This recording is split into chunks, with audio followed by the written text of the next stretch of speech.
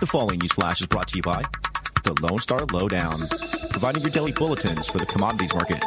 Today in history, news updates, and the inside scoop into the tides of the alternative.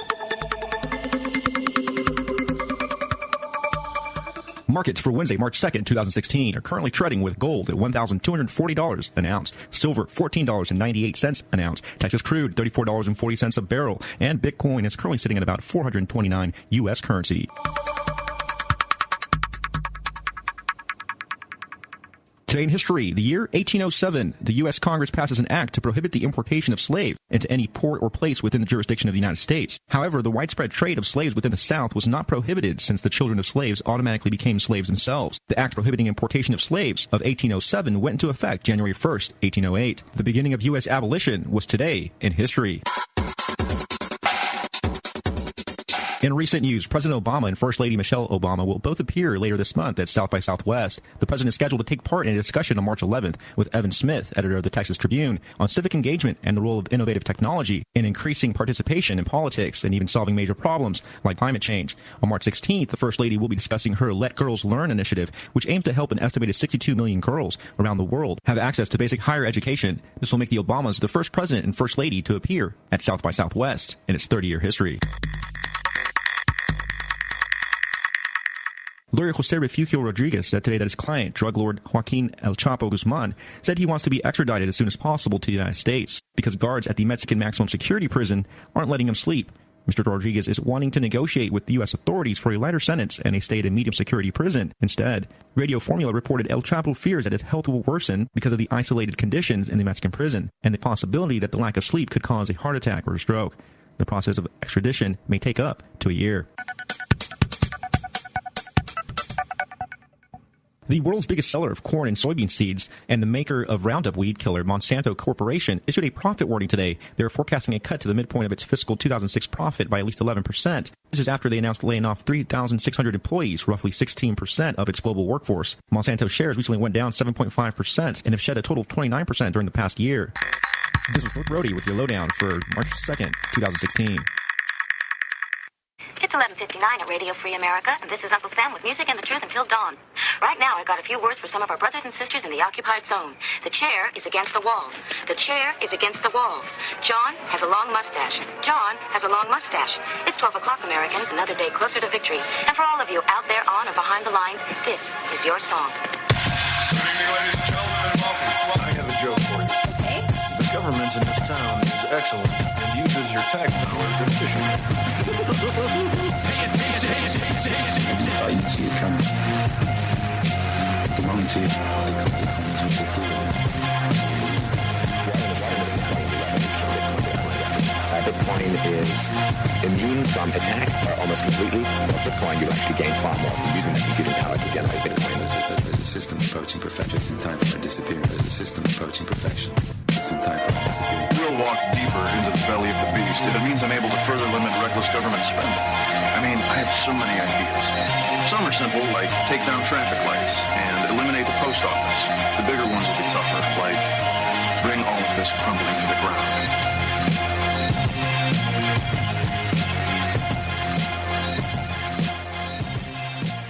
Well, good evening, ladies and gentlemen. This is the Crypto Show, a show dedicated to understanding the promise of currency, technology, and liberty in the pursuit of a free society. And if you believe like we do that such a society can and should exist, then join us, why don't you, as we parade through a world unbound by convention, a world sketched by the beauty of the human artist. Because each and every one of you listening right now is that artist. So, for the next 2 hours, let go of your most sacred system of thought and entertain the possibility that maybe, just maybe, everything we've been told about currency, technology, and yes, even that dirty, dirty little word anarchy is only one part of an ever-expanding, ever-possible, complex universe of ideas, one that we simply refuse to explore. So what do you say, listeners? Let's do some universe exploring tonight and have some fun while we do it.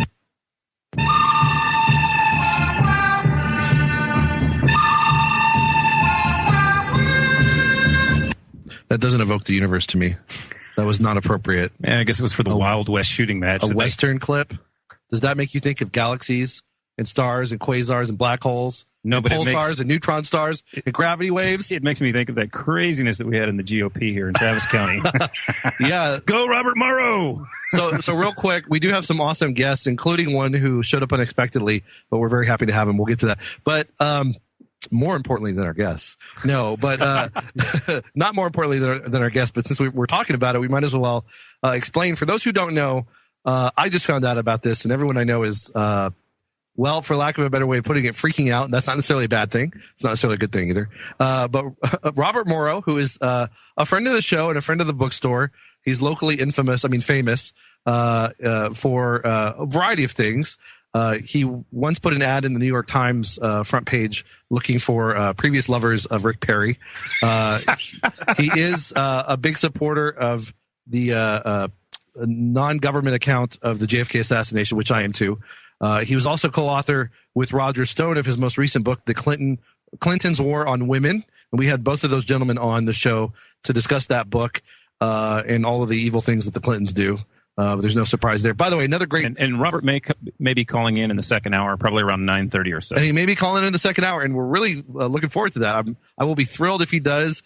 He's an interesting guy. He's a great guy. I met him and known him on and off. Not super well. It's not like we're best buds or anything, but I've known him for years through his connections with the store and the radio show and various other related groups and people. And he's a really smart guy, very active in liberty circles.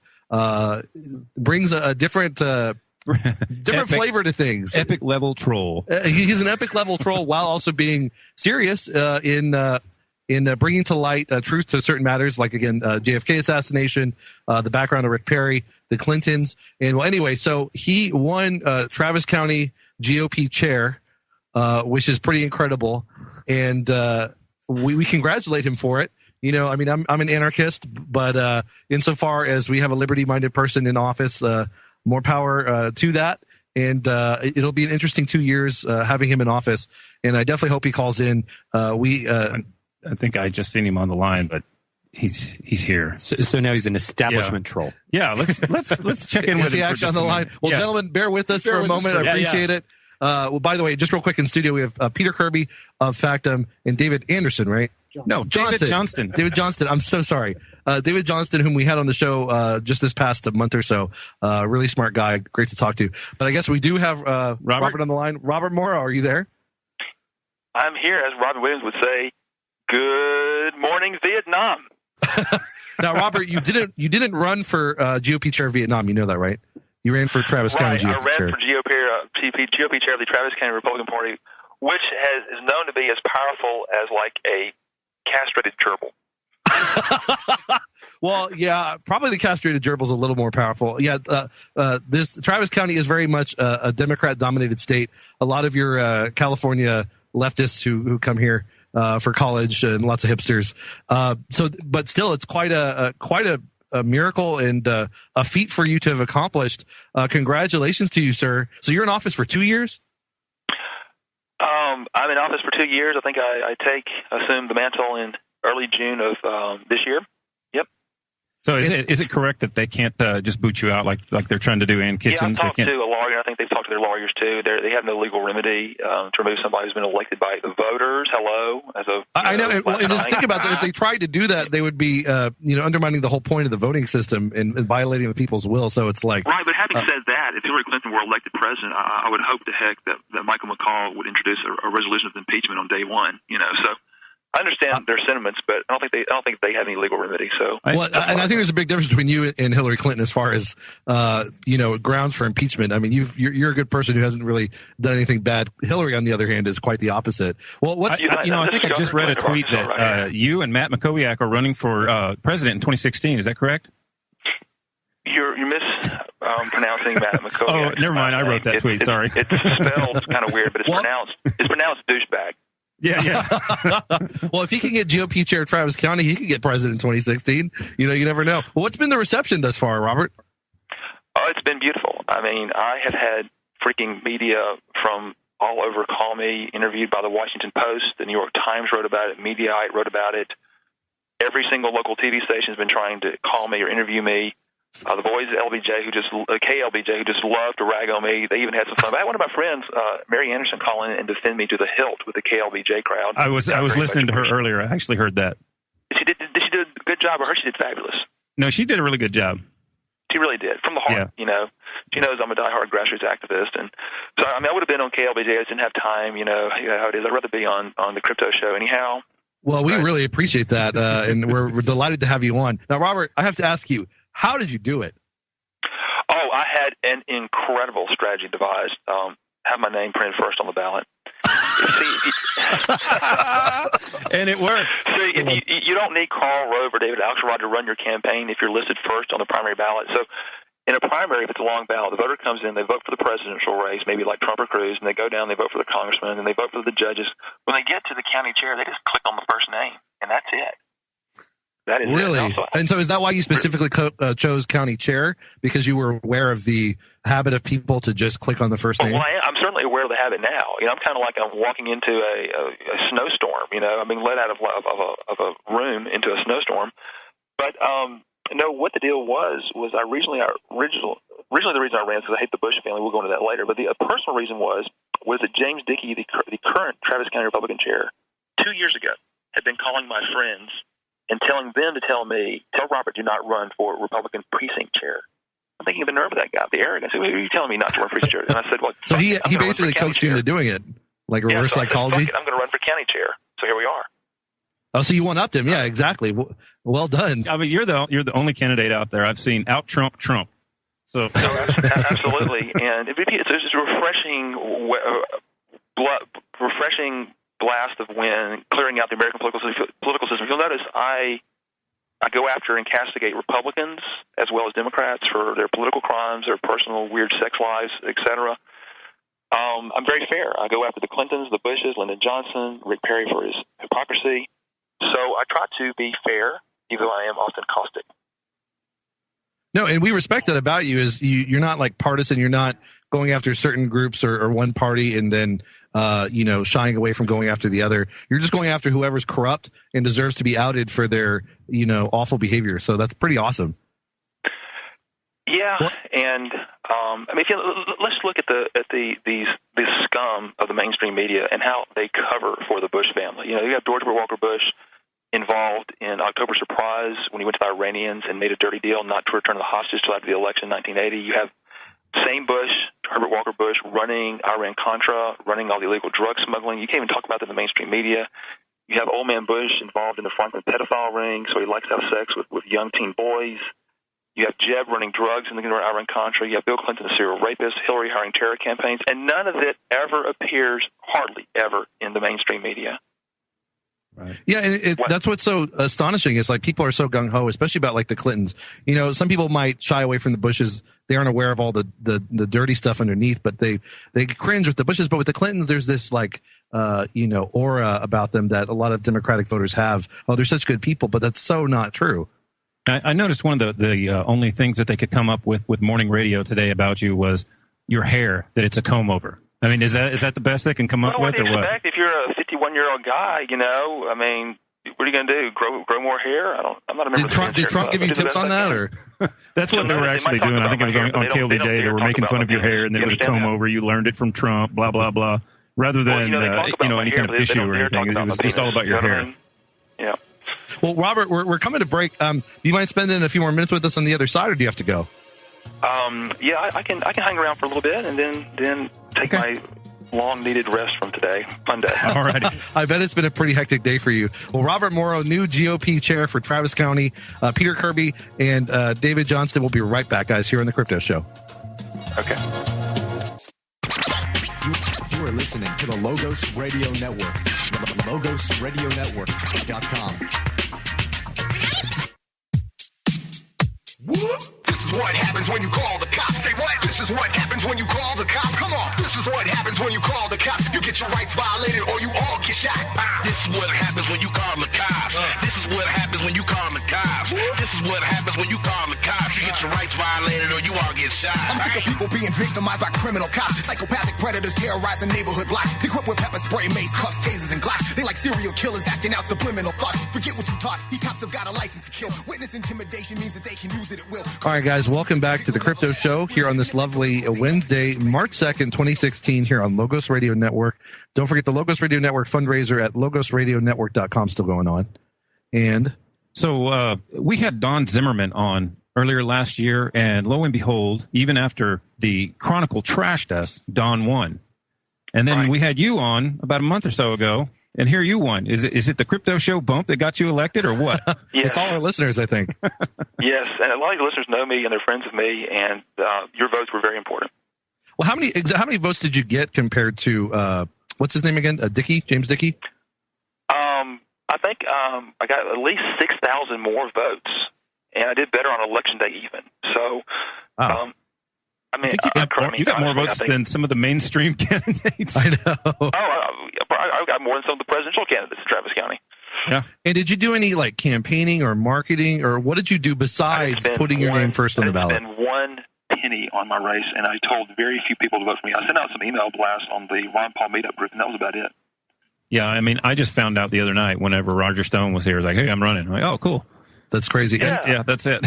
and I get the first position thing, but I have to admit, too, like, is it James Dickey? I keep forgetting. What's the guy's name? The opponent? James Dickey. Dickey's the current incumbent. I have to admit, though, if I were looking at that, Robert Morrow versus James Dickey. James Dickey just kind of sounds silly, whereas Robert Morrow, it sounds wholesome. Yeah, Robert Morrow, it sounds cool. Wholesome. It's clean. I mean, it's clean, yeah. I mean, what are people doing now? It just makes you want to post boobies on your Twitter account. Yeah, so they have a problem with my Twitter account, but the very name of the other opponent potentially speaks volumes. Right. Yeah, exactly. That's what I was basically kind of getting at. So, I mean, you were kind of born with the perfect name at the very least. Well, so you have this chair now for 2 years, correct? Correct. And so what do you plan on doing over the next couple of years? Well, I don't have any malevolent intentions against the Travis County Republican Party. I do think that we should be more a more libertarian bent, which basically means pro, freedom, pro liberty, small government, less taxes, pro gun rights, pro free speech. That's the bent that I'm coming from. Excellent. And so, what kind of powers or abilities does the office give you to promote libertarian ideas like free speech or gun rights? Like what gives you a bully pulpit that we're using right here? I had a massive bully pulpit today on all the things that I care about, which is holding the Bush crime family accountable. My election was a direct shot against the Bush crime family, holding the Clinton crime family accountable, Lyndon Johnson, the serial murderer, accountable. So the bully pulpit, a politician is sometimes a politician's greatest weapon. How is the vice chair going to actually limit you from using the social media accounts and stuff like that? Because he's publicly stated that this is a coup and whatever, the whole spiel that he threw out there, and that he's not going to let you use the Twitter account. I don't think legally he's able to do that. So I doubt he'll be able to do that. Yeah, it sounds just like idle threats because, I mean, I can't imagine that they would be able to curtail his ability to do that. I think he's going to moderate his tone in the near future because I think he's talked to enough lawyers to understand that he's impotent. And so... Lawyers or doctors? Literally and figuratively? No, you mean therapists.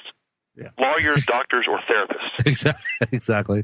Which is because they're having a psychological meltdown. And so the establishment Republicans have had a continuing psychological meltdown in Travis County over May, just as the national Republicans have had a psychological break over Donald Trump. Well, and that's the thing, I think a lot of people in the GOP camp, as well as without, particularly libertarians, probably feel that the GOP in particular, in general, but probably especially in Travis County, where it's always been, a distant second to the Democrats, just can't seem to get their act together and just does a lot of things to shoot itself in the foot. And so that's why this seems to be such perfect timing for you, especially on the heels of someone like Trump running for president. Where it's really shaking up the party. That's obvious. Everybody wants something different. If people are dumb enough to vote for Trump, holy cow. Yeah, no, but at least, regardless of the particular actors, the one thing you can say, love him or hate him about Trump, is he's shaking things up. Right. And he's offering something different. And the same with Robert Morrow. It's not just that his name was clean, that it was first on the ballot. He threw out an incumbent. And that's an important signal, I think, from the voters of Travis County that they're just kind of sick of, the status quo. I don't think they even knew who they were voting for. I think it's just like he said. They just picked the first. Yeah. Well, I'm trying to put a more positive, substantial spin. First name on the list. Well, and so go ahead. You go ahead. No, so obviously you're getting a lot of media attention. You had named a few other media outlets that were asking to have you on. What other, are you getting any national attention from this? Have you been reached out from? Actually, Washington Post called me. New York Times wrote about me today. Mediaite wrote about me. Several other blogs have collected my tweets, and I have some really good tweets out there in case you hadn't noticed. Oh, I know. I was enjoying it. We were rolling on the floor laughing at him earlier. You have intimate knowledge of Hillary's private parts, which is pretty cool. So I want to tell you something. I do not have intimate knowledge of Hillary Clinton's private parts. Only women have intimate knowledge of my wife's private parts. I have no idea what's going on down there. As far as I know, there are fangs down there, all right? Hey, boys, do you have peanut butter? There was a movie like that a few years ago. I forgot. I think it was even called Fangs or something. It was South Park. In South Park, they had like a nuclear bomb in my wife's vagina. Nobody would go in there and get it. Yeah, that's right. That's right. I love his impression. It's so spot on. The President of the United States, the government of the United States on this. I would love to see you, because you're such a funny guy too. I would love to see you like on Comedy Central or something. Have they reached out to you at all? Or Bill Maher? No, they haven't reached out to me, but that would be funny if I were to work on my Bill Clinton routine a little bit, But can you do Bush? Can you do W at all? No, but I've run into people who do, and I'll do my Bill Clinton, and somebody else will do the George W. Bush. It can be quite funny when they do that. You can always tag team and bring him, bring that guy on board if you go on Comedy Central or something. Well, and so just to slightly switch gears, how has it been going with your new book that you co-authored with Roger Stone, The Clintons' War on Women? Clintons' War on Women. It's been going okay, but it's not been going incredible. I think the sales will pick up when Hillary really truly is the Democratic nominee, and she is on track to do that. Danny Williams contacted me today, and I think we're going to be having him on soon as well. So that I'll let you know when that comes down. Yeah, have him on, and he's Bill Clinton. It tells you all you need to know about Bill and Hillary Clinton. They will take their only child and throw him in the trash can of life, and he's never hugged his son, never patted him on the head, never had lunch with him, never shook his hand, and God forbid, never given his own son any money, because Hillary and Chelsea want all the money. He wants the money, the money. If we admit Danny is the son of Bill Clinton, we'd have to give him $40 million. He wants the money, the money. Well, it's not just their greed, although that's definitely it. If they were to give him any money, they'd have to acknowledge him as a son, I think. And that would be too much trouble for their political aspirations. 30 years, which is just incredibly, it's incredibly, discrediting to the Clintons as to the kind of people they are.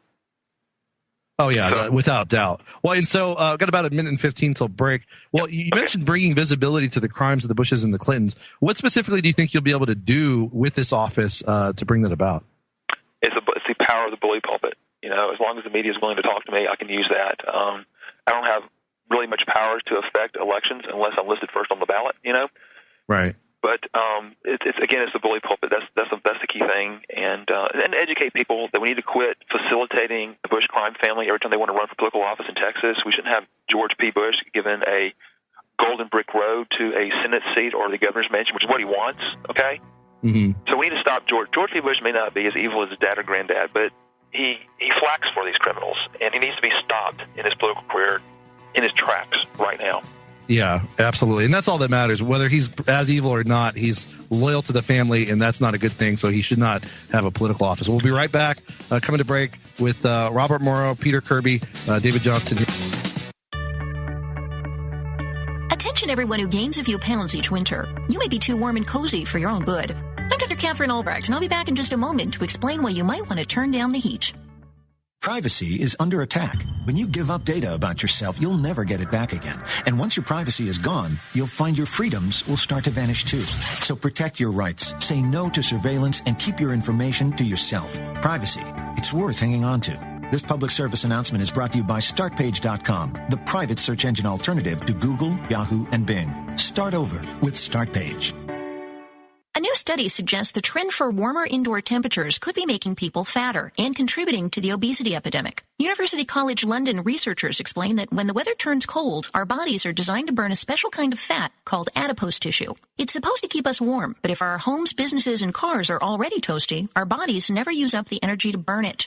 As a result, it hangs on as excess fat. So consider lowering the thermostat. You'll burn more calories and you'll whittle away all that adipose fat. You'll also save on heating costs and reduce carbon emissions in the process. I'm Dr. Catherine Albrecht. More news and information at CatherineAlbrecht.com. Live Free Speech Radio, LogosRadioNetwork.com.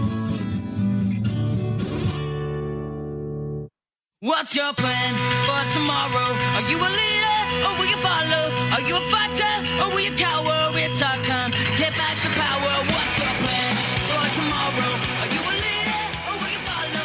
Are you a fighter? All right, guys, welcome back to the Crypto Show here on this lovely March 2nd, 2016, here on Logos Radio Network. Check out the fundraiser at LogosRadioNetwork.com. And don't forget our sponsors, Brave New Books and Hill Country Home Improvements. And we're talking with Robert Morrow, newly minted chair of the GOP party in Travis County. And, of course, he's no stranger to the Crypto Show or Brave New Books, longtime friend of us at both.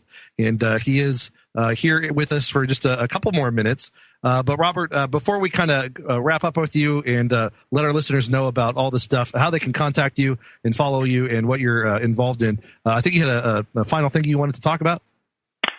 Well, yeah, I just want folks to know something interesting about me. My real passion and my real expertise is Lyndon Johnson's role in the JFK assassination. And here we are in Austin, Texas, and the media and the academia and the LBJ Library still cover that up today. And I want folks to know that there's a really good book you need to read on that. It's Roger Stone's book called The Man Who Killed Kennedy, The Case Against LBJ, by the paperback, second edition. It has 2 new great chapters in it. It is the best book on the JFK assassination and Lyndon Johnson's role in it, The Man Who Killed Kennedy by Roger Stone, second edition. Yeah, check that out. We have and do carry the first edition at Brave New Books. It's a great book. And, just real quick, I mean, think about it. Considering all the evidence about how the government's official account is bogus, who had some of the most motive? Obviously, Lyndon Baines Johnson had one of the biggest motives to destroy.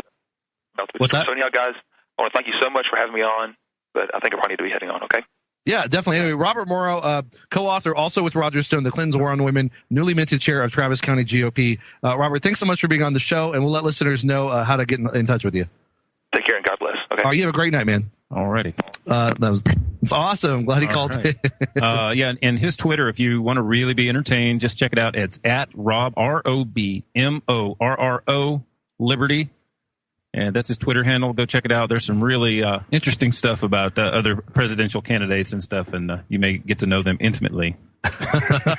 Intimately is a good word. Yeah, so Robert Morrow, we really appreciate that. He refused to go on KLBJ, but he was kind enough to come on the Crypto Show. Suck it, KLBJ! That's right. We scooped him. But it should be an interesting 2 years with him, and I do like what he said. He's going to use his new office as a bully pulpit for liberty. 2 of his big issues are going to be free speech and gun rights, along with all the other things that represent what freedom is. And I think it's going to be interesting. If anyone can get attention in the media and amongst the populace, it's Robert Morrow, and that's a positive thing because liberty needs more attention, and we need a sharp guy like him and an honest guy. They're working hard to bring more awareness, and so we really appreciate it. Again, what's the Twitter one more time? It's at Rob Morrow with no W and then Liberty.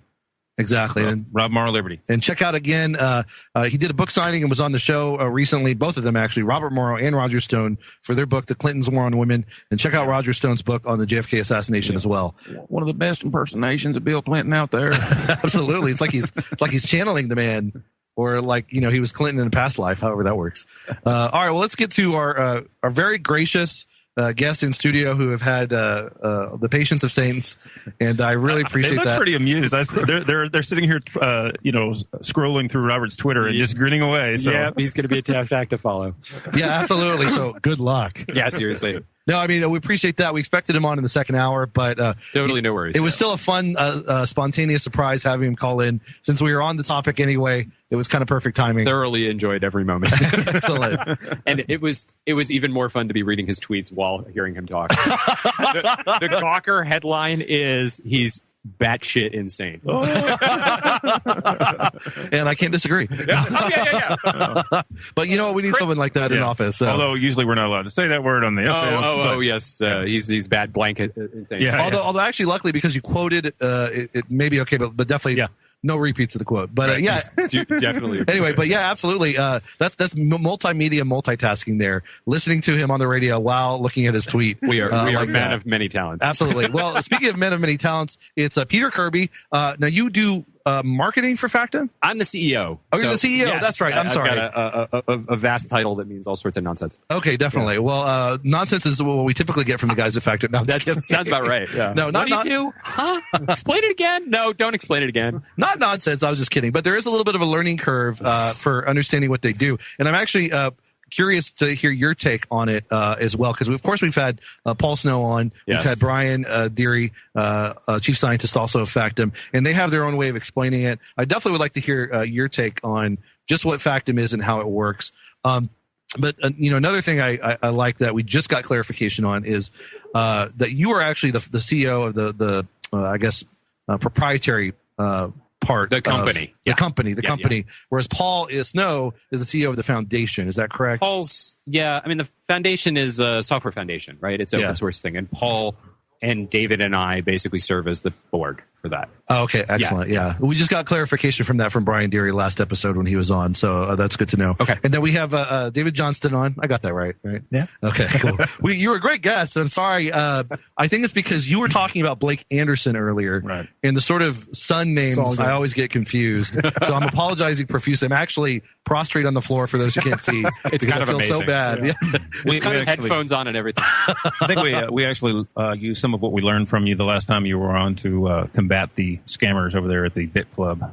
We were talking about the 27% on mining because they're trying to sell, exponential mining power and like, are you going to go beyond this point? Like, sure, yeah. Like, well, are you still going to take more affiliates at that point? Yeah. So they're in total disregard of basically the diminishing returns. Understanding mathematics is helpful for undermining scammers. Yeah, they're not selling mining contracts. They're selling affiliates, in my opinion. But and just real quick to throw in my own 2 cents on that. I still reserve judgment, but listen to our Danny's excellent interview with Joby Weeks and Roger Ver, Bitcoin Jesus, here on the Crypto Show in our archives at thecryptoshow.com or on is it still on Let's Talk Bitcoin?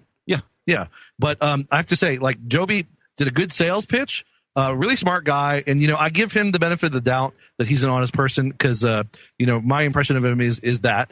But I have to say when he started talking about the numbers and they didn't quite add up, that's where I got a little suspicious of the sustainability. I'm not going to say it's a scam. I don't know or anything like that, but definitely beware of what you're getting into, just like with anything else. So we brought in your own homework on the math. Right. We brought in 4 million, but we're going to spend 17 million. That totally makes sense. I don't think you have to be an accountant to know that that's probably not a good outcome there. Well, let's start with Peter Kirby. We have a little less than a couple minutes till break. Okay. But so as you mentioned, you are CEO of Factum, the company, and I guess tell us what you do there. I mean, I guess that's maybe built into that title, and then just tell us what Factum is. Let me start the other way around because what Factum is a data layer for the blockchain, right? So the whole idea is instead of just solving moving money around problems, we're solving much, much broader data problems. Turns out there's a lot more data problems in the world. And what Paul Snow and his team managed to do was solve the scalability problem of Bitcoin, right? We all know that Bitcoin right now handles about 7 transactions a second. Realistically, it's more like 3. And we have very full blocks. This is why we have a big debate about that. And what Paul managed to do was build a giant data layer. Think of it like a giant global distributed database that anybody in the world can write to. And it scales much, much, much bigger than Bitcoin. And the way he does that is every 10 minutes you do a Merkle tree, which imagine hash to get to a single point, a single mathematical proof. You publish that in Bitcoin every 10 minutes, so basically every block. And that gives you a tool to scale the network, and build any kind of data structures on top of it. So who cares? Why does anybody care about data on blockchains? Well, let's find out about that on the other side of the break with Peter Kirby, CEO of Factum, and David Johnston also here in studio, and we'll definitely get to him. Don't want him just sitting here looking handsome. But we'll be right back here on the Crypto Show, guys. Stay tuned. Brilliant.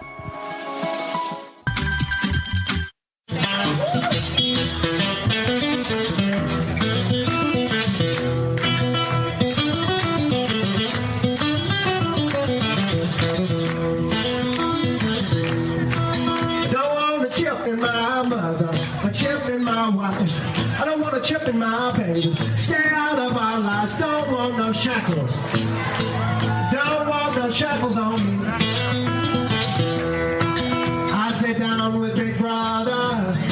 on, that big brother trying to track and trace me, and all you would tag the animals and tag everything on earth. I said, down with Big Brother. Down with Big Brother. Down with Big Brother. And hopefully our new GOP chair of Travis County can help with that, Robert Morrow. Don't forget to check out his Skype, Robert Morrow Liberty. It's Twitter. Twitter. It's Twitter. It's been a long day. I have sleep apnea. This is true.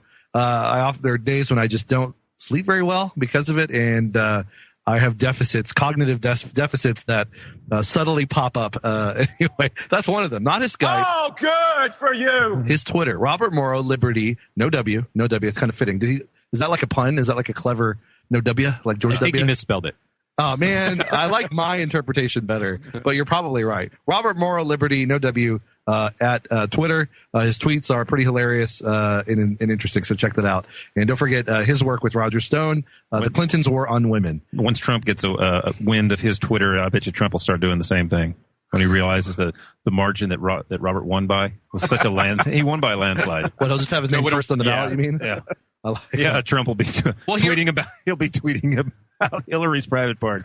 Well, that's all he needs to do. He already has the sort of name, Trump, like the connotation of Trump trumps all, so he's already got that going for him. So we'll see. But our guests today in studio are Peter Kirby, CEO of Factum, which we have had other people from Factum on, Paul Snow and Brian Deary, many, many times, and we're delighted to have Peter on. We also have David Johnston, who I know I probably mentioned this already 4 or 5 times thus far in the show, but he is the chairman of Factum. Okay, maybe that's actually the first time I mentioned it. He is the chairman of Factum, and I'm going to let Peter kind of finish describing what Factum is and how it works, and let the both of them describe the genesis story of Factum, which they were just telling us off air. It's kind of interesting. But Peter, explain again, what is Factum? How does it work? I think when we get cut off, I was just saying, so what and who cares? So I hope everybody stayed tuned for that. Okay, so we saw data on the blockchains, right? The ability to write and never unwrite is a really exciting thing. They call that immutability in computer science. And what you're really talking about at a fundamental level is record keeping. How do multiple people agree on a single version of the truth?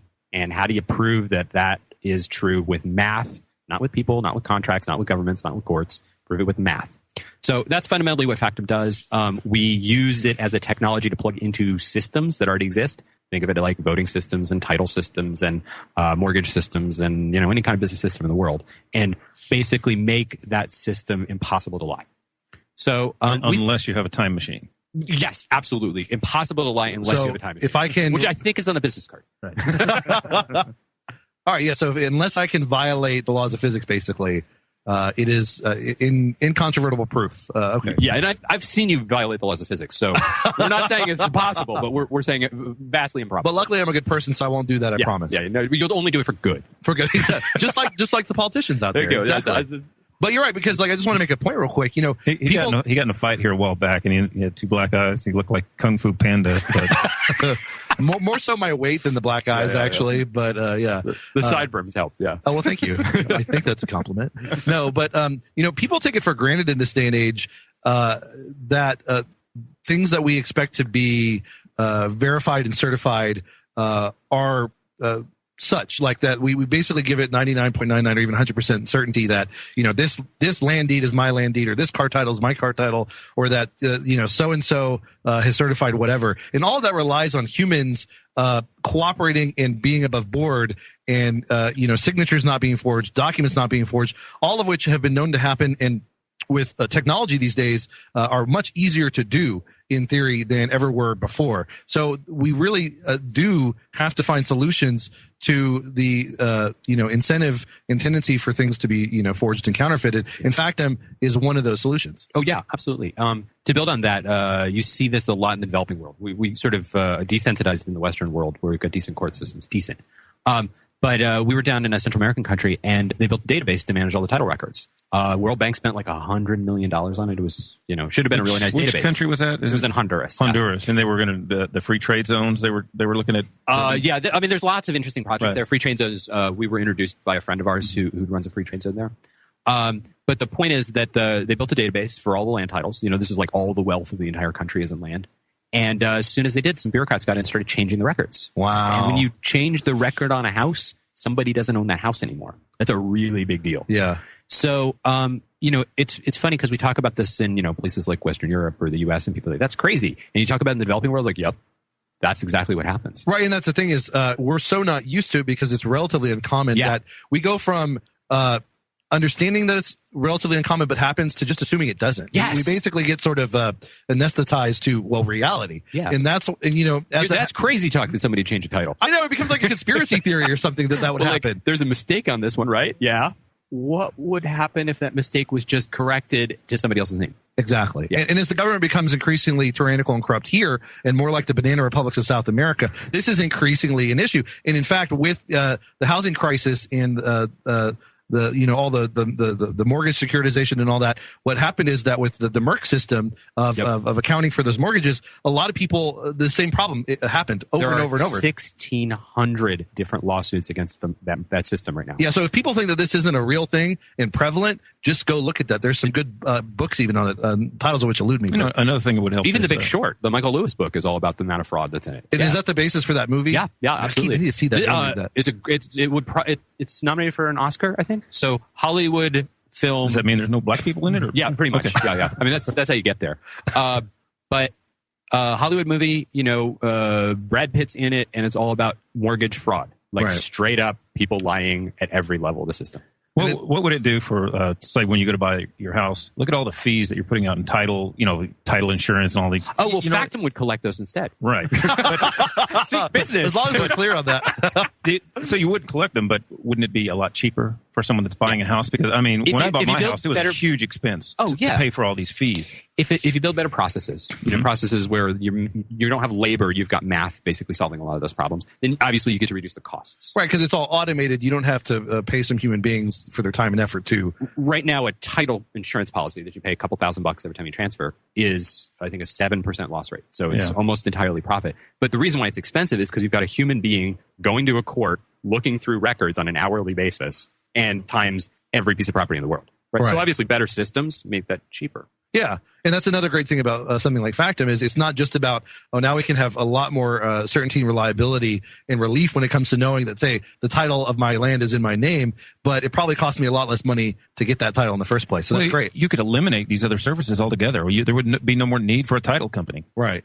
And that's the beauty of it, too. When you have these labor-saving technologies, that frees up labor to go do other things to make the world a better place, to create more economic growth. And it's just like tweeting about Hillary Clinton. Well, of course. That's labor well spent. That is the epitome of... the top of the hierarchy of needs. Exactly. Yeah, Maslow would be... he would have added that had he known about it on top. So... No, and that's great. And so we got 2.5 minutes till break, and I guess let's save the origin story for the other side of that. I like that when you said origins story, or how you put it. Paul Snow is the superhero in this situation, so yeah. Now, what is his superpower? You don't want to know. Ride a it has something to do with a unicycle, and a Stephen Lynch song, and I'll tell you that one off air. Okay, I'm terrified. Stephen Lynch song and David Lynch movie. Yeah. With 2 minutes left as we come to break, has Factum yet been implemented for any specific kind of data layer application by anyone that you could sort of give an example of? The most interesting one that we've been playing around with is a smart city project. This involves about 80 cities in China, and I'll talk about that after the break. Oh, that sounds great. Yeah. Excellent. Well, so we're sitting here with Peter Kirby, CEO of Factum, the company. And of course, we've had on Paul Snow, who's the CEO of the foundation. And Peter, you said you're on the board of the foundation as well? Oh, yeah, absolutely. And David, are you on the board as well? Okay. Yep. And we will get to David, I swear. I said that already 2 segments ago, and he's been patiently sitting origin here. Story is a good place for me to... I'll let David, Because that's the thing with the origin story. You get... that's the highlight of the whole episode. So, maybe you got relatively less time to talk, or at least in the beginning. But man, are you going to get all the quality numbers over quantity for the show? And the one thing, people aren't even going to remember Peter. Yeah. They're going to be like, they rarely do. They're going to be like, oh yeah, I guess I remember some other guy talking about something. They're going to remember you recounting the origin story. Did it work? Okay, good. Yeah. I think I got him. Yeah. Well, we're coming to break, guys. Peter Kirby, David Johnston of Factum, very great guys, a very great company with a very great product. And we also, of course, we're talking with Robert Morrow. Don't forget to check out his Twitter, and his tweets. Robert Morrow, Liberty, no W. I think just George W. No George W. And don't forget to check out his book with Roger Stone, The Clintons' War on Women. And we'll be right back here on The Crypto Show. Stay tuned. We still got another hour left, so hang with us.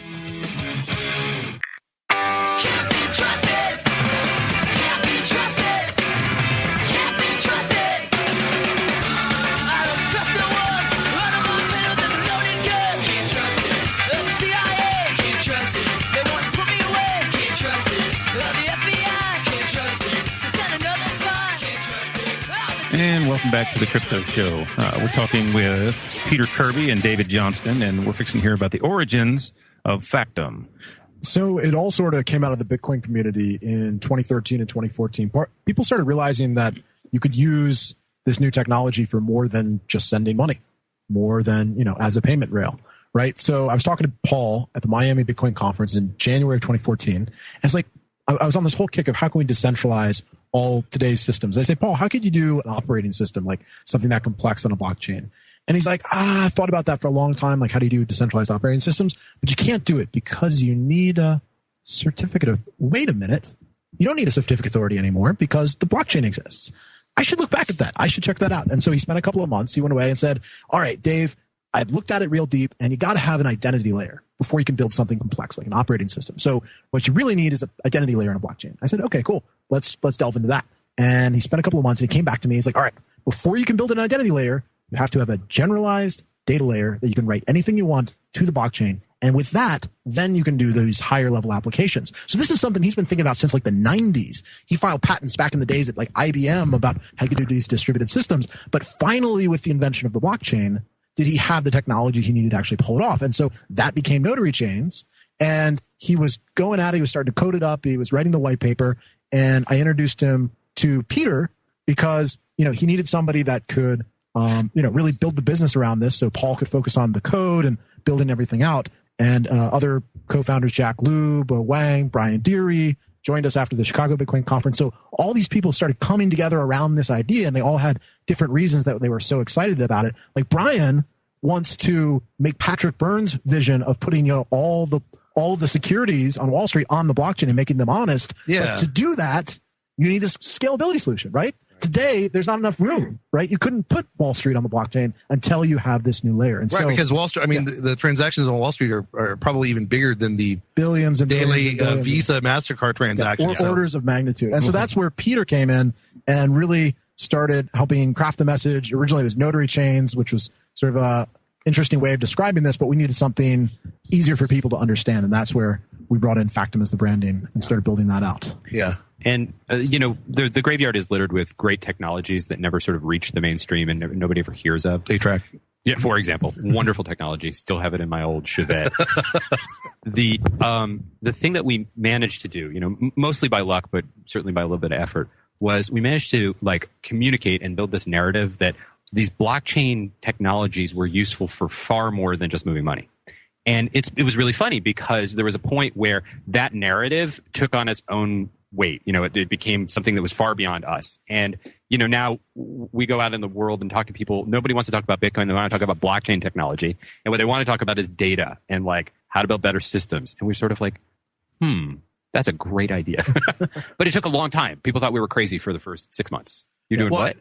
And that's typically the case, right? It's like humans are funny. They'll never change in that when they're presented with what is often a brilliant idea and revolutionary, because it's so outside the scope of the box that they're used to thinking in, they think that you're crazy for bringing it up. And that's just kind of the history of great ideas and great men who are behind them. There's a really great framework I like to think of that you can convince anybody of anything as long as it's their idea. Right. No, that's so true. I forget where I've even, that just really is the truth. Yeah. That's the way Are you the one that told me about That's brilliant. That data on a blockchain thing. God, thanks for telling us. Way to go. So, we don't care about the credit. This is an idea that the world needs to know about. They need to know that trust the math, not the people, not the court systems, not the government. Trust the math, and that you can build these systems that are honest and transparent. And if we do a tiny, tiny little bit of that in the world, we will have created a lot of value. Absolutely. Yeah. And that's the thing. And I respect that a lot about people in the Bitcoin realm is that, well, everyone is self-interested, and that's not a bad thing. That's a difference between being self-interested and selfish, obviously. Yeah. And it's kind of like that old phrase, God helps those who help themselves. Which is in the Bible. Which is Hosea 3:11. Yes, exactly. Yes, exactly. Thank you for knowing that. Oh, yeah. This is a smart guy. He's a polymath Renaissance guy. Knows all the most useless Bible quotes. He's the trivia king over here. No, but you know what I'm saying? It's like by the nature of the universe, we have to be self-interested just to keep our survival going. And then in doing that, we help others through the creation of value in the market. By working a job, whatever that is, high to low, CEO to mailroom worker, you are adding value to society while sustaining yourself. And so my point is, everyone's got to make a paycheck, and that's understood. Everyone's got to make a profit. But what I find beyond just the understandable, reasonable, natural profit seeking in the Bitcoin realm is you have people like you guys and a lot of other guests we've had on the show who recognize and are pushing for the added value to the rest of society, who also have sort of a philanthropic motive to this. And that, while it's not necessary to make society a better place, going back at least to Adam Smith, it's, he recognized self-interested behavior in a voluntary marketplace helps everybody, adds value, and everyone's better off. But when you add that extra layer, it's not only encouraging, but just increases the potential value for society. And so I just think that's awesome. But yeah, I mean, even if you only do add a sliver to this, you're still making someone somewhere better off, and that's all that counts. And slowly through the aggregation of little slivers, or sometimes big ones, blockchain technology and all the stuff that gets layered on top can revolutionize not just the marketplace, but society and the political system, and hopefully make this crazy world a better place in ways that we haven't even fathomed. So go ahead. The really cool thing to me is the fact that all these big enterprises and institutions are waking up to this technology. Yeah. Right. The smart ones saw what the internet did to old business models in media and newspapers and magazines, and they don't want to be that guy. Right. So the ones that are trying to get ahead of the curve, it's been amazing to see this transition from, if you asked somebody 2 years ago, what's your blockchain strategy? You'd get a blank look, and then they would ask what a blockchain is. Yes. Or if they even knew what it was. Yeah. And now it's like every major group we talk to, not only do they have a blockchain strategy, they've got 20 or 30 people internally that know the technology. They have a working group. They've decided, how they're going to invest in the industry or what technologies they're going to experiment with, at least, to do pilots and stuff like that. And so it's gained this huge momentum where now everybody's got to have a blockchain strategy, because if you don't, right, you're missing out, and you're the guy that's going to end up, the disrupted newspaper. Right. You're going to be the useless, just useless without it. Yeah, absolutely. Yep. No, and that's what's so cool is, like you said, within only 2 or 3 years, a lot of people have gone from maybe either not even knowing what Bitcoin was or the blockchain to realizing the key aspect of this as the cutting edge of technology going forward. And what was amazing to hear, not that it's a surprise in a way, but how you were saying Paul Snow had stuff that he envisioned that was technically partially feasible going back to the 80s or 90s, but wasn't actually realizable until the blockchain came around. That's right. And so it's just amazing that something like that, one little piece of technology, can then open up whole vast realms of other technologies and value added to society. Go ahead, Peter. No, and I think the thing that's so exciting is that there are people out there that are dreaming up ideas that none of us would ever be able to think of. Like, it'll revolutionize things that we can't even imagine. In the same way that when we first saw the internet in 1993, we're like, okay, that's kind of cool, and I can email somebody and maybe download a picture. Nobody would have envisioned Uber, right? Yeah, that's a good point. Yeah. And it's to build on your greed idea, that like it's that entrepreneurial, like trying to build a better place, but also trying to make money on it. That's the engine by which we get all this great innovation. Absolutely. And I don't even like to use the word greed, because a lot of, sure, there's greed out there, but even that greed in a voluntary market produces value for everyone, because you have to voluntarily persuade someone to buy your product. If they don't like it, well, they stop buying it, your reputation sinks, your profits sink, and you out of business. Sure. And that's the natural selection beauty of the market. Gordon Gekko, greed is good. Yeah, and I'm sorry, but it's true. Greed clarifies. greed in the market sense, good. Greed in the political sense, that's bad. Sure. But too many times people out there who are ignorant of, well, just a lot of things confuse the two. Yes. Sure. So that, that's the thing. And I wanted to ask y'all, or go ahead. Well, I was just going to say, the cool thing is we're still at the beginning of this. Yeah. Right? It's like just after the creation of the internet, people could say, oh, yeah, one day we'll be able to do video. Like, at first, bandwidth was way too slow, right? And it wasn't until 2005 when YouTube really took off that was possible. I'm still waiting on a download from AOL. I know, right? Exactly. But you needed to meet these thresholds to get sort of either existing technology to kind of cross over. And this is why it's going to get more and more exciting, because now all this infrastructure level stuff is coming out. right? People have been waiting. We waited almost a year for now. Ethereum is live, right? So people are experimenting with all these smart contracts, and now MadeSafe is rolling out and for decentralized data. Now Factom has been live since September. So all these things that you wanted to build at a higher level, now you've got this tool set to actually make that happen. Absolutely. And I just want to say too, it's not just the beauty of the market and how self-interest makes everyone better off. It's the irony of the unknown unknowns that the market provides that are some of the best aspects of it. It's like you were saying, like no one could have envisioned Uber when the internet first came around, but that was an unknown unknown that was incredible, that has made so many people better off, provided employment for people who would otherwise either not be able to get it or just needed that flexibility. And that's the beauty of the market, is we don't have to defend the market. Ultimately, all you have to look at is all the unknown unknowns that have come about that were unpredictable but happened anyway, or huge successes. And it's things like that with the blockchain. There's also blockchain solutions for Uber as well. Oh yeah, if they find their way into the limelight, Lazoos, right? Lazoos, and then there's a new one, Arcade City. I don't know if have you heard about this one? No. It's very similar. Yeah, absolutely. And I'm impressed that I remembered Lazoos, because every time you've ever brought it up, I have to like, what's the name? And then I finally remember it. It's these things eventually stick up here in the old noggin. Zeus is Israeli for motion, and so that's the. Oh, really? I didn't know that. Yeah, because the dev team's out of Israel. So that's. I knew that. Okay, well that totally makes sense now. That's interesting. And they thought law would be fancy or something. Really? That's hilarious. So like, let's add a French definite article. And it was actually born out of the Texas Bitcoin Conference at his hackathon, at David's hackathon. Wow, that's crazy. 2014. So you're liking everything, huh? Well, after you guys have the Midas kind touch. of like an evil overlord. Well, at least you don't look like that. According to some. Yeah, you don't look like any of the typical evil overlords that I think of, like Skeletor or something. You look down to earth and normal, but the looks can be deceiving. Oh, in David's case, they most certainly are. Well, we'll be back with Skeletor and Peter Kirby here on the show from Factom. So stay tuned. We'll be right back, guys. This is the Logos Radio Network.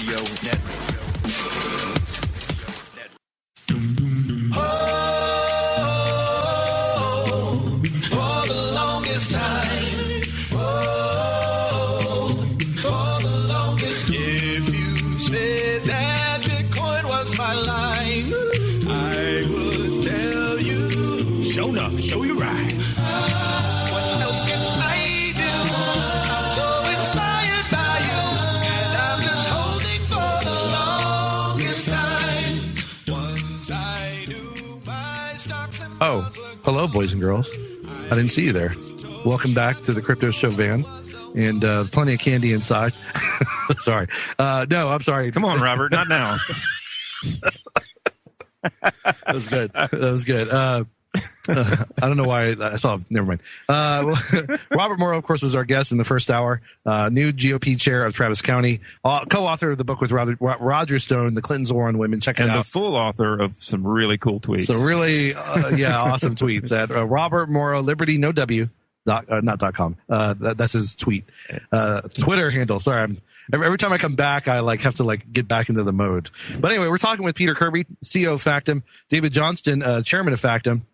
And they're just, among other things, regaling us with the origin story of Factom. Pretty cool stuff. Well, speaking of which, before we get to a really important question that cuts to the heart of Factom that Danny brought up during the break, you had mentioned part of what inspired Factom was talking to Paul Snow about creating an operating system on the blockchain. Now, why did you never pursue that? And to what extent did specifically conceiving of an operating system on the blockchain lead to Factom, but simply besides maybe just the layers that you talked about? So I wrote the white paper, The General Theory of Decentralized Applications, back in November of 2013. So if you Google decentralized applications, first link is my white paper up on GitHub. So that kind of set in motion this idea of, okay, can we decentralize all the software we use today? Like, do I need Amazon, or can we do a decentralized cloud, right? Or, do I need, computational power from a server, or that can be decentralized too, right? So I went through this exploration phase and, talked with Vitalik in the early days when he was putting together Ethereum, and MadeSafe guys out in Scotland. And early days, the dude's like 14. Yeah. But he was 11 then. I think he's officially 21 now. Okay. I always see him drink with the Bit Fury guys. Yeah, exactly. But no, so I was trying to explore how far can we push this model? And operating system was just one of the things I was thinking about. But as Paul figured out, is we needed this infrastructure first. So go back to decentralized identity. And I'm not just talking for people. I'm like, how do you know the program you're downloading is legit? Right? How do you know it's verified? How do you know it's the same one that the developer published? And is this the whole digital signature aspect of it? Or? It's digital signatures. It's time stamping. So you can go to any website, and if you could check, hey, I'm going to check that this is the same as the one that was published officially by the developer. Now, all of a sudden, I don't have to trust that website. I can just check the math, right? And that's really important, too. I just want to add, because what was it, last year or the year before, there was the whole, Heartbleed with SSL encryption, where people were assuming that they were going to these websites and their information was being transmitted safely. Well, of course, it turns out that the NSA had a backdoor into it. Well, that was even the second thing. They found out there were big holes in it, and then they found out the NSA had a backdoor into it. So that's why it's so important to have something like Factom or an identity layer like you're talking about. Exactly. But before you could build that, you had to build this structure where you could anchor data into the blockchain, just a generalized data layer for the blockchain. That's what Factom became. So is it kind of like, is that kind of like in a, what do they call it? Like assembly language versus machine language, where it sort of translates in between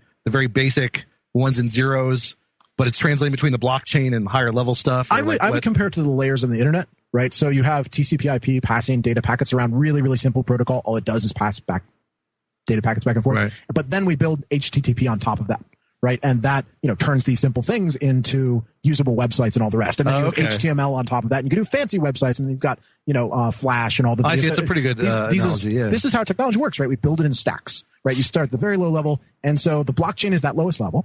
Here's immutable data distributed all over the world, secured by all these miners. Okay, now we can do large-scale data on top of that. Okay, on top of that, I can do identity and applications and all this fancier stuff. So what we're building is a technology stack that takes the blockchain into all these different use cases. I see. That's really cool. And I meant to ask you all, too, as far as the non-money uses of the blockchain, did Satoshi realize this himself? I'm curious. I know that there were various emails of Satoshi between him and various people discussing various issues, but so you're saying he did. Tell us about that. I'm curious. Right. So towards the end of Satoshi's time in 2010, he commented about the idea of DNS systems, right, which eventually became Namecoin and then OneName, right, or different iterations of the same idea, putting a DNS system. And explain that real quick for the listeners. Right, DNS is used on the internet so you can find an address and a domain name for whatever website you're going to, right? So, okay, instead of going to a trusted domain server, I can put it on the blockchain, right? So this became Namecoin. Right. But anyway, Satoshi was commenting on it and said, yeah, of course, we'll need to have alternate blockchains for different use cases and for, different uses like DNS, right? You wouldn't necessarily try to shoehorn that directly into the blockchain, but you can leverage the security of the blockchain. So Namecoin basically mine merged the security from Bitcoin to extend that to what they were doing. So that was a really early example, but it's the basic concept, right? We can extend this technology to other use cases and extend that security model. A more generic concept to other stuff like this. Yeah. That's so cool. And just real quick, I mean, it's almost kind of silly to ask, but who do you think Satoshi is? Or do you think or at least do you think it's like multiple people? Or do you think it's one person? Or I don't know, silly to ask almost. I'm pretty sure it's one person. One person? Yeah, that's my feeling. I don't think we can rule out Paul Snow. I don't think so either. Yeah. I never saw Paul Snow and Satoshi in the same room. Yeah, that's right. Proof right there. Proof positive. I don't need a digital signature for that or a timestamp. Proof positive. No, and we were lucky to have on the show, what's his name? The second guy to ever mine Bitcoin.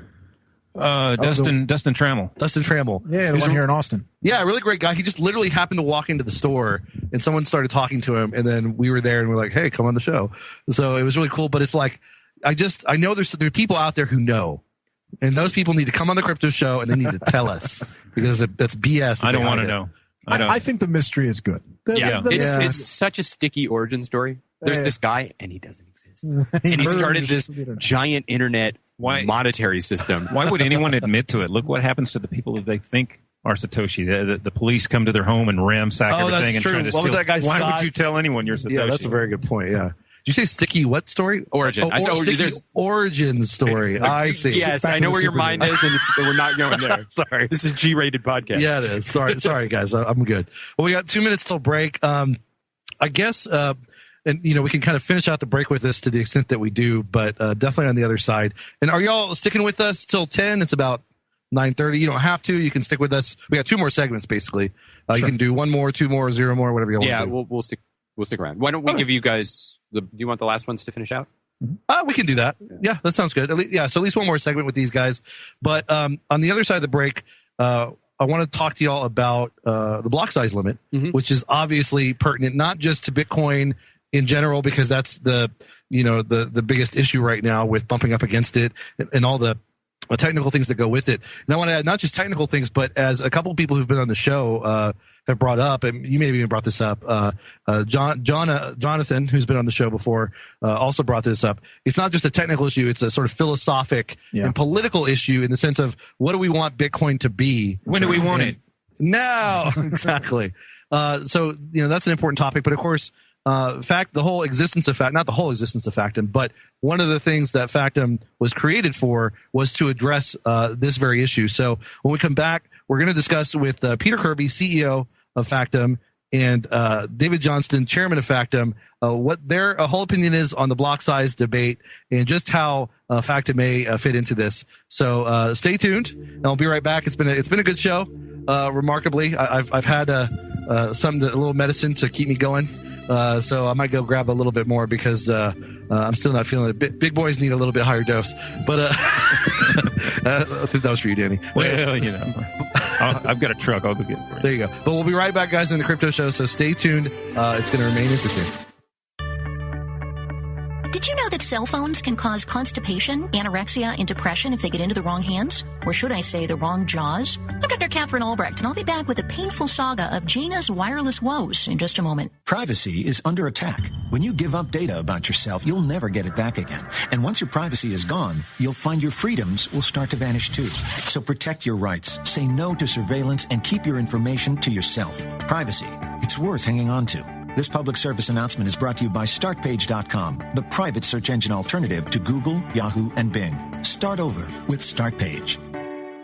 Remember Tick-Tock, the crocodile from Peter Pan? He swallowed an alarm clock, and his ticking could be heard all across Never Never Land. Well, a modern-day twist on this fairy tale story recently happened at an aquarium in the Ukraine. Gina, a 14-year-old crocodile, now emits a Nokia ringtone from the depths of her stomach. She swallowed the smartphone when a visitor accidentally dropped it into her tank last month. Unfortunately, the ringing reptile isn't feeling too good after her high-tech snack. She's not eating, and she's moving lethargically. I guess there's not an app for that. Gina's handlers plan a surgery to retrieve the phone, but I'm guessing its owner won't be wanting it back. I'm Dr. Catherine Albrecht. More news and information at CatherineAlbrecht.com. Chemtrails. You're listening to the Logos Radio Network at LogosRadioNetwork.com. I've been walking a tightrope between fact and fiction, been wrestling with demons in small bottle prisons, been talking to sinners who claim to be Christian, been shouting at leaders who claim to be listening, and the pendulum swings from the left to the right, its momentum increases, the need for the fight. All right, guys, welcome back to the Crypto Show here on this lovely March 2nd, 2016, a Wednesday. Don't forget, real quick, LogosRadioNetwork.com. Help the fundraiser out to keep all the wonderful programming besides the Crypto Show coming to you. And don't forget our sponsors, Brave New Books and Hill Country Home Improvements. And every second Wednesday at Brave New Books, JC, Keep It Weird Wednesday with JC of JC TV. They do all sorts of musical genres, comedy, and fun. And often libations are provided. It's a good time. The next one's on the 16th. We might have JC on for a minute just to plug that. So check that out. And we are here in studio with Peter Kirby and David Johnston, CEO and chairman, respectively, of Factom, and having a good time in here. And we have an important question to bring up to them. And after that, by the way, I want to mention, just to keep you on your toes, we're going to talk to David Johnston about what Brian Deary called the Bilderberg of Bitcoin. He was joking, of course, but I thought that was funny. More like Davos. Davos, there you go. More like the World Economic Forum of Bitcoin with less skiing and snow. Where was it, by the way? Florida. Florida at an undisclosed location. Nice, I like that. So it was at the Best Western. It was at Disney World, basically. There were real trolls there. So it was at Disney World. There were Oompa Loompas there. It's technically not trolls, but close enough. No, but we'll talk to him about that here momentarily. But so with the block size debate, right. If the block is oversaturated and it's too much for Factom, can you easily switch to Ethereum or some other blockchain? So the nice thing about Factom is our footprint always remains a single transaction in Bitcoin every 10 minutes, no matter how much data we're putting in because you have a side chain that is basically just one whole composite. You have this right? Merkle tree that's aggregating all the data. That's right. And so, we have a really, really tiny footprint. And so the worst case scenario is when blocks get full, the fees are going to go up. And we don't know how high, but they're going to go up. And so because we have such a small footprint, but we're giving utility to all these people that are adding data up here, we can afford that fee. And it becomes more and more a reason to use Factom because, hey, if fees are more expensive than Bitcoin, just put it into Factom. It's a lot cheaper, right? But you're getting the same level of security because we're anchoring in the blockchain. So that's one thing, but we have been very public about anchoring into multiple blockchains. And we think Ethereum is a great group. We've been big fans for a long time. Vitalik commented and reviewed our white paper all the way back at the beginning.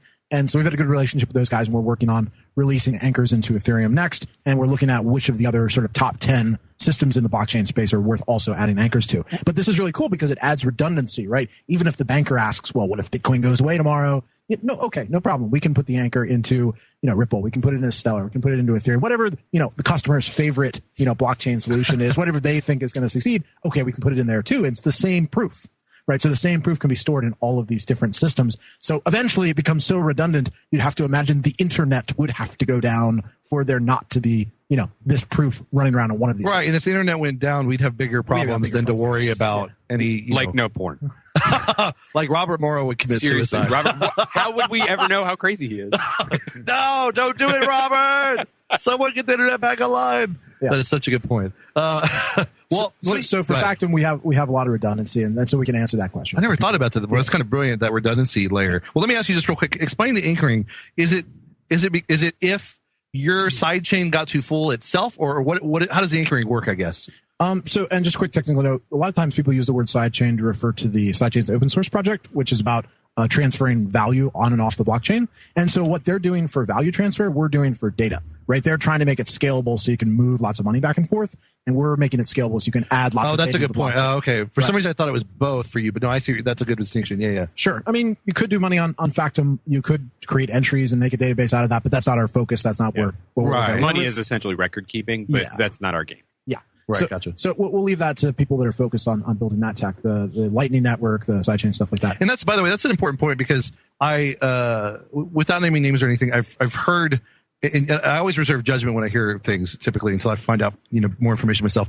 I had heard criticism of sidechains in general, but of Factom in particular, because within this whole debate as far as being, they're motivated because of X, Y, and Z, or they want one outcome to happen versus the other. But that's not really relevant because you're doing data and you're not doing just another layer of Bitcoin itself. So that's really important to know so that, people don't lump you in with, other sidechains. But even on top of that, I just want to add too, it occurred to me they raise the block size. Well, they're going to bump up against that. There's always going to be a need for a variety of reasons, I think. And I'm not a technical person, but I can tell for these side chains regardless. Anyway, Peter? Yeah, let me jump in on that because I think it's important to understand the scope and the order of magnitude. Bitcoin can do 7 transactions a second. MasterCard and Visa do 20,000 transactions a second. Like a big bank like Citibank can do billions of transactions a second, right? So there's lots and lots and lots of data problems that will never fit into Bitcoin, regardless of the size of blocks. So when we're talking about building data infrastructures that allow you to do those kinds of billions of transactions, or a smart city, for example, think of all the pollution sensors across the city and all that data, right? You can't even imagine that in Bitcoin. So we're trying to solve much, much different kinds of problems. And no matter how big you make a block size, it still isn't the right tool. That's a really good point, actually, because I think people falsely characterize Bitcoin as this panacea for all problems. They're trying to fit things in the Bitcoin box that just don't fit. Yeah. Nor should they, nor does that mean that Bitcoin is useless or imperfect or whatever. It's just not relevant. That's a good point. Back to David's analogy about TCP/IP. Okay, so TCP/IP runs the internet. It's how we move all the packets in the world. But you don't innovate TCP/IP to make it better and better and better so it accommodates websites. You build other tools on top of it. And that's what we've always seen in technology, that you get a protocol roughly right, and then the next layer is where you do the next layer of interesting stuff. Right. That's exactly what's going on in blockchain world. Right. It's not like you can expect, well, if I just make a good enough car, I've created Uber. No, Uber requires a completely different technology, software and hardware wise. Yeah. Is that a good analogy? Yeah. Or take operating systems. You wouldn't try to fit every possible program into an operating system. You'd just create a good solid operating system and let application developers build stuff on top of an operating system. Right? Excel doesn't need to be bundled into Windows. That was Vitalik's brilliant insight with Ethereum. He said, guys, we don't need to build a protocol that does 5 different functions. I told him that. Yeah. You need to build a protocol you can just run code on. And as soon as you can just run code, then developers can build whatever they want on top of it. And then it's like, okay, now it's a green field and I can build whatever I want. And that's kind of Paul's idea with data. It's like, if you can, this is David's origin story. If you can get to immutable data that you can publish, that anybody in the world can write to, nobody can unwrite from, then you can start building much, much, much more interesting things. And that's where we get back to that idea. Things that we can't even dream up today will become possible because you got the bridges and the tunnels right. Yeah, absolutely. And, it's just so key that, like, it's easy to fall for, partly if you don't have the deep technical knowledge of some people, but even then, these sort of straw men that some critics will erect when they don't realize that they're expecting too much of a technology, or they're not viewing the technology in the right way to expect it to be a Superman kind of thing. You know what I mean? Basically saying, like, it's not about you can't expect TCP/IP to give you the websites or any of the things we talked about. These are separate layers on top or laterally to the side of those technologies. And this is just an important topic to bring up because I think there's so many misconceptions out there, and this is one of the important ones to be dispelled, I think. So, well, but and we're missing a much more important question, which is let's call it the pig-headed problem. You want to talk about that, David? Your experience in the most recent Satoshi. I know we're about to go to break. Yeah. About to go to break. So, somehow we've timed this pretty well. Yeah, exactly. Where we're coming to break just as these important topics are coming up. So, y'all mind one more segment, the last segment with us? We promise we'll finally get to the important topic. Okay, excellent. God, they just keep talking about all sorts of unnecessary stuff. No, I'm just kidding. Well, we'll be right back with Peter Kirby and David Johnston of Factum. Stay tuned. Easy.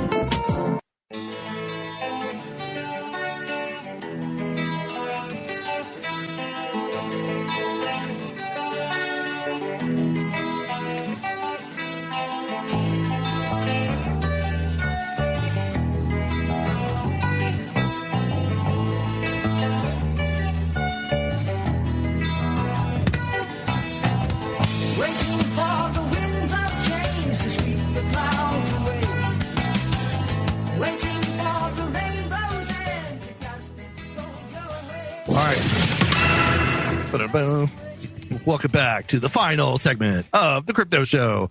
It is March 2nd, 2016, and we are talking with Peter Kirby and David Johnston of Factum.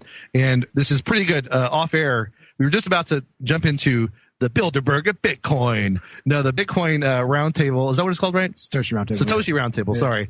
That David attended, and we're interested to find out what he talked about or what happened there. But one of the things that did happen there is basically all of the debate and argument and discussion and drama and everything that's been going on with the block size debate sort of came to a head there, and you kind of give us a glimpse of that off air. But get into all that for us. Describe all the juiciness of it. Sure, and I'll just speak generally. I won't name names because Satoshi Roundtable is Chatham House rules, where like the honorable gentleman said something about this, and call people out, so you can have open discussions. Right, that's fair enough. Yeah. So, but the way you put it earlier is pretty fair. There are two philosophically different views on what Bitcoin is. Is it more a store of wealth, or is it more e-cash? Is it, electronic payments, like Satoshi said in the white paper, right? Electronic payment system. And so an electronic cash system. So that was definitely on main stage at Satoshi Roundtable, because there are developers that made very clear, Bitcoin is restoring wealth. We don't necessarily need more transactions. 100 savers is worth 10,000 spenders of Bitcoin. But that's diametrically opposed to the people building wallets and exchanges and trying to onboard people into the Bitcoin ecosystem, and go from, 10 to 15 million wallets now to 100 million wallets in a few years, right? So if they're going to do that on blockchain, they need more room. And so, there was this big Hong Kong agreement, quote unquote, Hong Kong consensus that came out a few weeks back. And so people were trying to get clarifications on what that meant, right? Some of the dates that came out were like July 2017, they'll go to 2 megs. And in the meantime, do segregated witnesses, which is sort of an accounting improvement so that you can fit more transactions into the same 1 megabyte. And there was pretty intense debate. There were sideline discussions. There were main panel discussions. And it was really tough because you have these people with fundamentally different views, and trying to bridge that is really tough. And, there's one main development group, and now there are challenging development groups like Classic and Unlimited and others that are, recruiting people to sign up, their nodes to their version of the Bitcoin software. that would potentially go to 2 megabytes. So anyway, this was the background because it's all coming to a head because the blocks are full now and transaction fees are starting to go up and times are starting to delay a little bit. And so the community sort of needs to come to a decision on how to move forward. It won't hold any wealth if you can't do transactions. Right. Are they retarded? Well, and more important, the customers, the people who use Bitcoin, have voted with their transactions, right? They want more. Yeah, that's a good point. You know, it's at some point you have to the developers need to be of service to the community rather than the community needs to bow down to the core developers. And it's getting ridiculous that there's a handful of people that are stonewalling. That's exactly what's going on. I have multiple wallets. Sometimes I just like to send myself money. You know? I recommend doing that. And in fact, the more transaction fees you include, the richer they get. Right. Go for it. Yeah. Well, and let me ask you this too real quick. I mean, is it possible that this philosophical divide, that they're sort of both right and both wrong? Do you know what I mean? I mean, like, so there's some technological problems that are also part of this. The bigger the only reason you know there's no double spends in Bitcoin is because you have to have the network all the way from day one. You have to have the Genesis block on. So if you make the blocks bigger, you end up with essentially a heavier chain. It goes from 60 gigs, what it is now, to terabytes, right? You know, so you can't just make it bigger and not have to do other things. So it's part philosophical. There are people who say, hey, let's make it egalitarian. Everybody should be able to download the entire blockchain. But there's also people who are practical who say, hey, look, if the network stops, to exactly your point, it's no longer a zero value, right? The value goes away. Right. What bothers me more is that you can have a handful of, I mean, the entire network is being bottlenecked by 5 people who can't agree. And those are the core developers that have commit power. Did anyone consider playing some Barry White music while they were discussing this? Or? Trying to get them to get along. Yeah, exactly. Get him some candles and some roses. And I mean, the encouraging thing to me is the beautiful thing about Bitcoin is this opt-in, opt-out. Yeah. Right. And so ultimately, not only can you opt your value in and out of the system, but you can choose what software you run.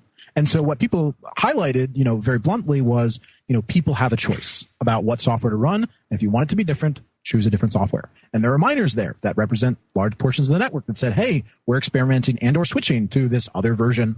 Mostly they were talking about Bitcoin Classic, that will give us this upgrade to 2 megabytes. And so that's the pressure on developers to say, oh, okay, we got to figure this thing out because otherwise people will switch to a different implementation. So that's the checks and balances. And I like that. It's not the Fed. We don't just have to rail against the Fed and hope they change policy. Right. There's an opt-in, opt-out, not just of value, but also of the software that people are running. And these miners aren't dumb, right? These are very smart business people. And they have a skin in the game, obviously. They have huge skin in the game. And so they made it very clear, hey, if we get to this emergency, we're going to have to upgrade, right? And if we can't get that in the current version, then we're going to have to switch to another version. That's what it's going to come down to. Well, and so that's the ultimate threat against, I guess, the core devs being, so intransigent, is that people can't opt out for something else, right? They'll work around them. If the bottleneck is bottlenecking enough, the river flows around it. So, I mean, that's also the sort of answer to, will Bitcoin just completely fall apart? I mean, I guess it's possible, right? But it's not likely, hopefully, right? Because it's opt-in, opt-out. And I can't imagine a world where Bitcoin falls apart, but I can imagine a world where something like Ethereum overtakes it as the most important blockchain technology. Really? Yeah. Well, okay, that was discussed a lot at the roundtable. Like, people are seeing the price move up. They're seeing the number of developers that are moving on to other blockchain projects. And, that's exactly the Ethereum is now $8.50. So I should buy Ethereum? Yes, because this is a place where we give financial advice. But realistically, what is it? IE6 stopped innovating because Microsoft basically owned the market. And then eventually people got so fed up that they switched to whatever else was available. And now we've got really, really awesome Chrome because, new things were able to innovate around Microsoft. But for a very long time, it was only crappy IE. No, yeah, that's a good point. I like Dash. Dash is fantastic too. Opera, there's another one. But the point is, Chrome isn't an isolated phenomenon. It's a legacy of the history of people getting fed up with the monopolists. Yes, because they kept screwing up, and so they were, But it's ironic that something like Bitcoin, which is egalitarian, it's like distributed money for the people by the people, is being bottlenecked by basically interests. Right. Well, and what would make Ethereum become top dog? Would they get more computing power behind it, or what would be that turning point? If it not did? necessarily, because Ethereum is exploring the whole proof of stake stuff, so they're not necessarily competing on that front. Total value of market cap, right? So that's and amount of developers, amount of cool technology that's just being built on. That's a good point. And honestly, Bitcoin doesn't have to be everything to everybody. It's a great value transfer protocol. If we can get beyond some of these bottlenecks, and it's already got the wallets and it's already got the exchanges and already has massive liquidity, like we don't need to rebuild a new payment network. And I like to point out to people, Ethereum does something very different. It's not trying to be a value transfer protocol. It's a smart contract platform for all these other applications. That's a good point. You could do money on top, but what I think is going to happen is in 2016, a lot of these systems are going to become much more interoperable than they are today. Yep. Right now, we think of them sort of as islands unto themselves, and you can't verify anything from one island to the other. I think in the next 6 to 12 months, the verifiability between blockchains is going to get solved. And then all of a sudden, it becomes really easy to move in between these different worlds. And okay, it's no big deal. I can use Bitcoin for money transfer. I can use Ethereum for smart contracts, and I can wrap that all into whatever I'm building. And I can use Factorum for data validation and, cheap data entries and things like that. And you can use each of these protocols for whatever they make most sense for. Like you wouldn't use JavaScript to build the back end of a trading engine, any more than you would use C++ to write your website. Right. These are different languages that are geared for different things. That's a really good point. That's how I think about it. That's a really good point. That's interesting. Yeah, and I think that's encouraging to know. Just for the future of cryptocurrency and blockchain technology, it's like just know that on average it's going in the right direction. Oh yeah. Everybody should unfortunately the Bitcoin block size debate has taken up the bulk of the mind share in certainly the Reddit community and a lot of other Bitcoin communities. And it's a shame because it's the least interesting thing that's going on. Yeah, that's a good point. Meanwhile, it is fair to say that every major financial institution in the world, certainly the top 1,000, are all actively doing projects in blockchain world. It's fair to say that every major company that does anything about basically doing business with somebody else is exploring this technology. There are projects that are, like the land title project we're talking about that could revolutionize the way the world works. And yet here we are arguing whether it should be 1 meg blocks or 2 meg blocks. It's disastrous in that it's taken up so much mind space. Yeah, it's a silly diversion. That's a really good point, and that's a great way to end the show. We got 20 seconds left. Peter Kirby, CEO of Factom, David Johnston, Chairman. Any final words, gentlemen? Oh, what a pleasure it was to be here. Thank you so much for hosting. Well, thank you. Yeah. Let's go decentralize all the things. I love it. The new meme that's going to go viral on the internet. David Johnston created here on this Crypto Show. We'll see you next time, guys.